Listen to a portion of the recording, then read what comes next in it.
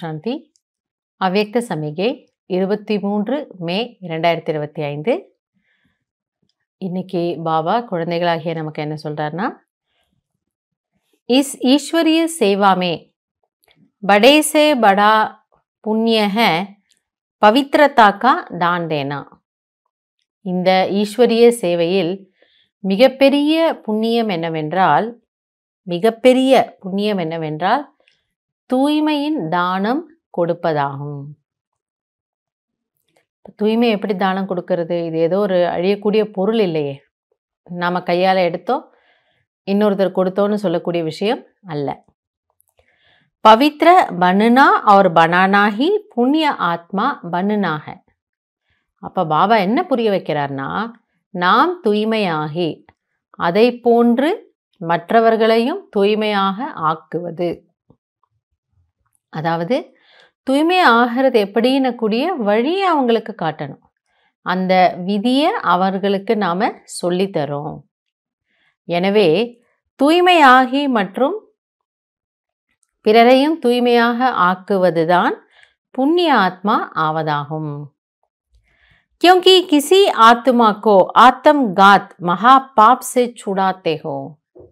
ஏனென்றால் யாராவது அப்பவித்திரம் ஆகிறாங்கன்னா பாபா அதை என்ன சொல்றாருன்னா, அது ஆத்மாவை தன்னைத்தான் வதை செய்வது. எப்படி யாராவது தற்கொலை செய்துக்கிறாங்கன்னா தன்னை அழிச்சுக்கிறாங்கன்னு அர்த்தம். அதே போல அப்பவித்திரம் ஆகிறது அப்படிங்கிறது ஒரு பெரிய ஒரு பாவம் அப்படிங்கிறார். ஆக நாம் அந்த மாதிரி ஏதோ ஒரு ஆத்மாவுக்கு வழிகாட்டுறோம் அப்படின்னா அவர்களை அந்த ஒரு மிகப்பெரிய பாவம் செய்வதிலிருந்து நாம காப்பாத்துறோம்னு அர்த்தம். அப்பவித்திரதா ஆத்தம் காத்துக. எனவே அசுத்தமாவது என்பது தன்னைத்தான் அழித்து கொள்வது போன்றதாகும். இது அவ்வளோ ஒரு கடுமையான ஒரு விஷயம் அப்படிங்கிறத நாம புரிஞ்சுக்கிறோம்.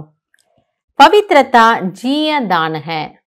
பாபா சொல்றாரு, தூய்மை என்பது அவர்களுக்கு வாழ்க்கை, அதாவது உயிர் பிச்சை கொடுப்பது போன்று.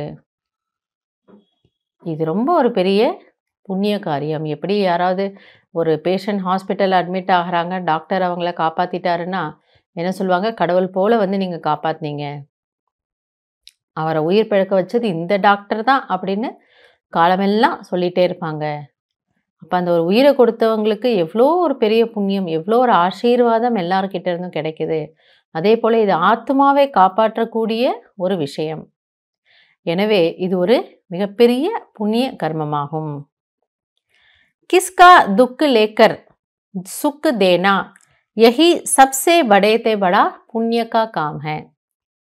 எனவே யாருடைய துக்கத்தையும் நீக்கி அவர்களுக்கு சுகம் கொடுப்பது என்பது மிகப்பெரிய ஒரு புண்ணிய காரியம்.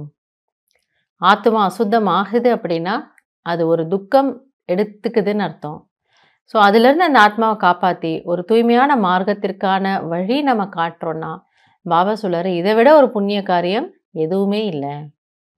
ஏன்னா இது நாள் வரைக்கும் நம்ம புண்ணியம்னா என்ன நினைப்போம், யாருக்காவது ஏதாவது பொருள் கொடுக்கணும், யாருக்காவது ஒரு பணம் கொடுக்கணும், துணிமணி கொடுக்கணும், அன்னதானம் செய்யணும், யாரையோ படிக்க வைக்கணும், இதுதான் நம்ம புண்ணியம்னு நினைக்கிறோம். ஆனால் பாபா ரொம்ப ரொம்ப சூக்ஷ்மமான ஒரு விஷயத்த சொல்றாரு. சிருஷ்டியை காப்பாற்றக்கூடிய வேலையில மிக மிக முக்கியமான ஒரு தானம் என்னன்னா தூய்மையின் தானம்.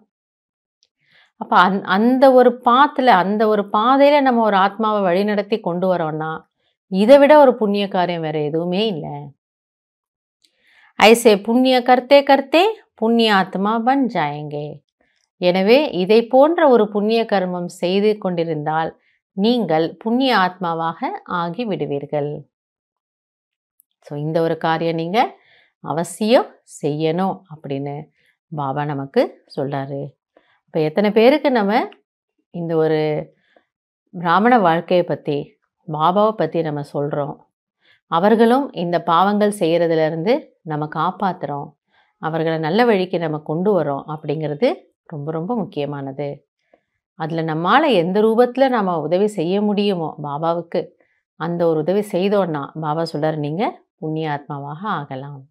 நல்லது. ஓம் சாந்தி.